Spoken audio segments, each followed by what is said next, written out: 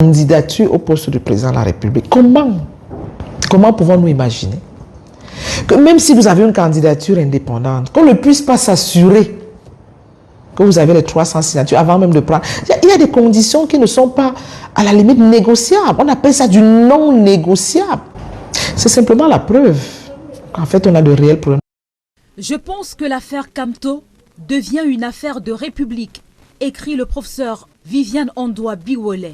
Il a le droit d'y participer parce qu'il est camerounais et les autres ont le devoir d'expliquer pourquoi il ne participera pas. Elle souligne l'absence de dispositions légales précises concernant les cas de pluralité de candidatures, appelant les juristes et universitaires à éclairer le débat. Elle invite à placer la vérité, la loi et l'équité au cœur du processus, au-delà des appartenances politiques.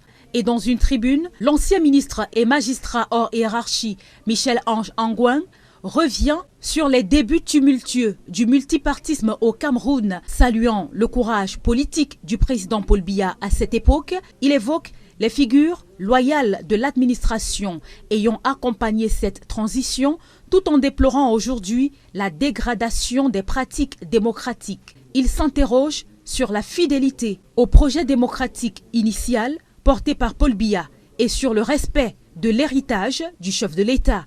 Il appelle les institutions électorales à faire leur devoir avec rigueur et à dire le droit dans l'intérêt supérieur de la nation, soulignant l'importance de la paix, de la justice et de la cohésion sociale. Le magistrat hors hiérarchie Michel-Ange Angouin en appelle à un sursaut collectif pour restaurer l'éthique républicaine et la dignité de la vie politique au Cameroun. Akere Mouna, candidat à la présidentielle de 2025, exprime lui sa profonde inquiétude face au rejet de la candidature de Maurice Kamto, qu'il juge infondée au regard des faits et du code électoral. Il invoque le principe selon lequel la justice doit non seulement être rendue, mais aussi perçue comme telle, soulignant l'importance de la transparence pour maintenir la confiance des citoyens.